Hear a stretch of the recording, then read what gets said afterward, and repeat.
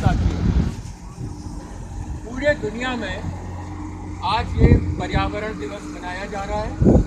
कारण क्या है कि जिस पृथ्वी ने हमें लाख बाल कोष के द्वारा प्रकृति से हम शताब्दियों तक ऐसे जुड़े रहे कि अगर आँख का भी उपमान लेना है तो कंबल है, और अगर चेहरे की सुंदरता लेनी है तो हिरण, सबसे से मिल बांट के प्रकृति के साथ रहते रहे।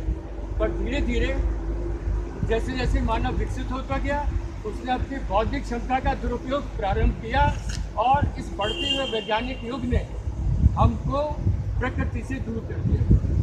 हमारे लगने वाले एसी, फ्रिज और दुनिया भर के कंप्यूटर, इलेक्ट्रॉनिक उपकरण जाने कितनी ऐसी गैसें छोड़ रहे हैं। औद्योगिकरण में जाने कितना कार्बन डाइऑक्साइड उत्सर्जित हो रहा है। इसी तरह से ये जो हमारा पर्यावरण था, जिसको प्रकृति ने इस पृथ्वी की रक्षा के लिए किया था। ग्रीन हाउस ग्रुप का आपने नाम सुना होगा। ग्रीन हाउस गैसें प्रकृति की देन थी। क्यों? जब सूर्य की रोशनी सीधी हमारी पृथ्वी पर आती है विकिरण के द्वारा, रेडिएशन के द्वारा, तो नेचर ने एक ऐसा बीच में एक ऑब्स्ट्रक्शन बनाया जिसमें कार्बन डाइऑक्साइड भी थी, नाइट्रस सल्फाइड भी थी, मीथेन भी थी, ऑक्सीजन का भी कुछ अंश था, ओजोन भी थी, पर ये एक बड़े सीमित अनुपात में थे। और इनका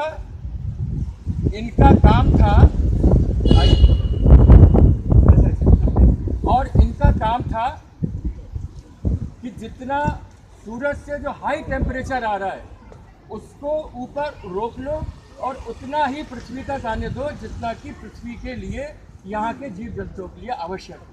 ये नेचुरल ग्रीन हाउस था।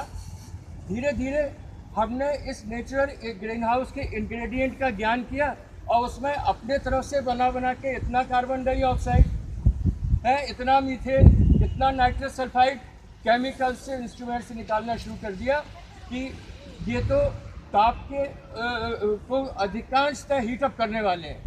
पृथ्वी के ऊपर क्यों जीवन है? क्योंकि इन गैसों की संख्या कम है। दूसरे शुक्र ग्रह पर आप जाइए तो वहाँ पर ये इतने ज़्यादा है कि 400-500 डिग्री सेल्सियस वहाँ का तापमान है, वहाँ आदमी नहीं रह सकता। तो ये पर्यावरण दिवस हमारे लिए इसीलिए सोचने का विषय हुआ पूरी दुनिया के लिए। 1972 में संयुक्त राष्ट्र महासभा में एक सम्मेलन हुआ जो 15 दिन चला कि पृथ्वी को कैसे बचाएं। इसके बाद 73-74 के बाद से दुनिया के सभी देशों ने इसी 5 जून को पर्यावरण दिवस के रूप में मान लिया और हर दिन, हर साल इस पर विचार होता, साल भर उस पर इम्प्लीमेंट होता। तो बेटा प्लीज, तो इस तरह से इस प्रकृति के वातावरण को बनाने के लिए सारी दुनिया परेशान है। उस पृथ्वी जो जिंदगी भर हमसे जिसका संबंध रहा, जिसने हमको पाला पोषा और अभी भी पाल पोष रही है, हम उसे नाराज कर रहे हैं। आने वाले दिनों में हम हर हफ्ते 2 हफ्ते में एक ही भूकंप आ गया है। नोएडा का एयर इंडेक्स देखिए 280, नोएडा का एयर इंडेक्स 280 होता है, दिल्ली से भी ज़्यादा। गुड़गांव का एयर इंडेक्स 240 होता है। वायु में हमने प्रदूषण कर रहे हैं। तो इस तरह से ये पृथ्वी को ऊपर के जो तत्व है, इसमें आपका लेयर भूमि आता है, जल आता है, वायु आती है, आकाश आता है और जीव जंतु और प्रकृति, वनस्पतियाँ, इन सब के साथ हम अपने तारतम्य को तोड़ते जा रहे हैं। तो ये दिवस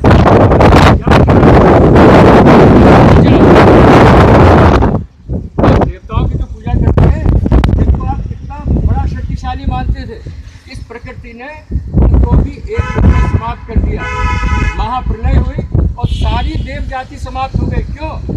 इसी अत्यधिक वैज्ञानिकता के कारण, इन प्रकृति से अत्यधिक प्रकृति का कोप लेने के कारण। बाद में उनका एक बीज बचा था, मनु और शत्रुपा, जिससे आगे मानव हुआ।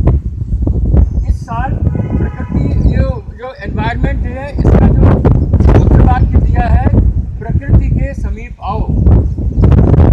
नेचर इसका स्लोगन ऑफ एनवायरनमेंट डे 2017। तो ये हमारा देश, जब हम बंकिम चंद्र चट्टोपाध्याय का वंदे मातरम गाते हैं तो ये उस समय का परिवेश है 1940 के आसपास का, कि वंदे मातरम क्या कहते हैं उसमें, सुजलाम सुफलाम मलयज शीतलाम। ए भारत भूमि तू कैसी है, सुंदर स्वच्छ जल से युक्त है। हिमालय से निकलने वाली नदियाँ, छोटे छोटे स्रोतों से निकलवाने वाली नदियाँ कितनी साफ होती थी कि छोटा छोटा कवि भी कहता था कि लघु सरका का बहता जल कितना उज्जवल कितना शीतल, हिमगिर के नद से निकल निकल ये विमल दूध सा हिमका जल, विमल दूध सा।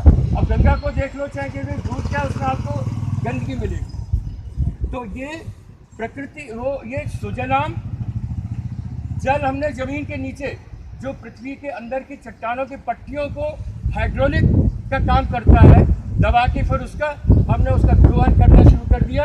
परिणाम होता है कि चट्टानें नीचे आपस में टकरा रही हैं, सामना कर रहे हैं। सब तरफ पृथ्वी, हिंदुस्तान ऊपर से देखिए नीचे तक, मैं तो चारों तरफ से घूमा है और प्रकृति से मेरा घनिष्ठ तादाद में रहा है। मैंने जाने कितने सूर्योदय जैसे ही होते कम से कम 50 एंगल से देखे। तो अगर जब आप प्रकृति के संपर्क में आएंगे तो आपको लगेगा कि प्रकृति हमारे को कितना आनंद देती है, कितना प्रसन्न करती है। सुफलाम के बाद मलयज शीतलाम, शीतल सुगंधित हवा हमारे यहाँ मिलती है। शस्य श्यामला मातरम, इसीलिए ये पृथ्वी हमारी भारत भूमि हरी भरी थी। तो अब बहुत कुछ हम गलत कर लिए, बहुत गलतियां कर लिए, कम से कम हम चेते और हम कुछ नहीं कर सके।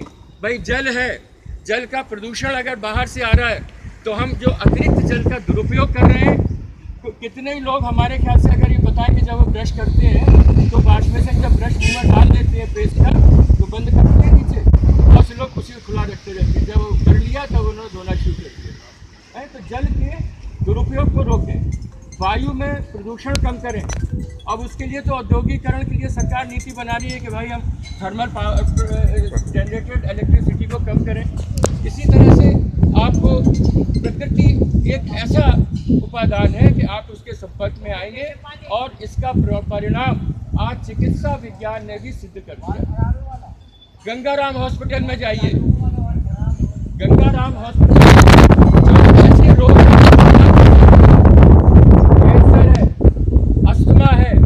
बहुत से, उनके लिए उन्होंने एक बाग वाटिका लगाई है, उसमें तरह तरह के फूल और उनके जो प्राइवेट रूम से उनकी खिड़कियाँ उस तरफ को खुलती हैं। ये आप कभी भी देखिए, आप बड़े चिंताग्रस्त और तनावग्रस्त हैं, आप किसी अच्छे पार्क में, किसी अच्छे जंगल में वहाँ चले जाइए, बढ़िया फूल खिले और नदी झर्रा बह रहा हो, कुछ हो, कुछ सेकंड के लिए आप अपनी सारे कष्ट भूल जाएंगे, मैं गारंटी से कहता हूँ। मानसिक तनाव जो आज की दुनिया में विज्ञान के लिए भी एक चैलेंज है। चिकित्सा विज्ञान केवल सीडेटिव देकर आपको थोड़ी देर के लिए सुला सकता है, आपके दिमाग के अंदर की चिंताओं को वो 10 सेकंड में ही बंद नहीं कर सकता। पर प्रकृति के बीच में जाइए, आप कुछ सेकंड के लिए आप भूल जाते हैं अपने आप को। मैंने कम से कम 35 कविताएं हमारी प्रकृति के ऊपर ही हैं। प्रकृति हमें अपनी जैसी लगती है, मानवीकृत लगती है। तो क्यों लगती है? क्योंकि हमारा उससे घनिष्ठ संबंध है। आप घर में अगर 4 गमले लगाएंगे, सुबह उठते ही सबसे पहले आपको चिंता होगी आज धूप निकल आएगी, पौधों में थोड़ा सा पानी डाल दें।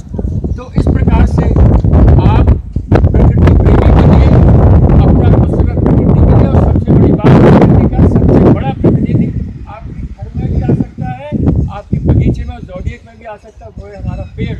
इसीलिए यद्यपि ये जून का महीना है, इन वृक्षों को जो बिल्कुल शिशु भी अवस्था में है, इन्हें बहुत कष्ट झेलना पड़ेंगे और पता नहीं ये किशोर अवस्था में हमें पूरे दिखे भी या ना दिखे। पर ये एक प्रेरणा देने का दिवस है कि हम लगा के पूरे समाज को ये मैसेज दे रहे हैं कि वृक्ष भी एक जन सामान्य के लिए ऐसा माध्यम है प्रकृति से अपना तारतम्य स्थापित करने के लिए, क्योंकि ये कार्बन डाइऑक्साइड का भोजन करता है और ऑक्सीजन देता है।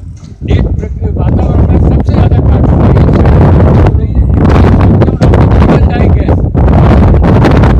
लगती है। और इनको ऐसे पालिए जैसे आप अपने पौधे की देखभाल करते हैं। इन्हीं शब्दों के साथ ये पर्यावरण दिवस आगे चल के जुलाई अगस्त में हमारे पूरे ज़ोडिएक सोसाइटी में एक हरित दिवस के रूप में हो जाए। हम अपने अपने टावर के नीचे के फ्री एरिया में बढ़िया बगीचा लगाएं और बाद में पूरे जॉर्जियट के टावर का एक हम कंपटीशन करवाएं कि जिस टावर में सबसे अच्छा सजा हुआ हरा प्रकृति दिखे उसे हम प्रमोट करें। तो इन शब्दों के साथ आप सबको यहाँ की उपस्थिति के लिए और अब आप हाँ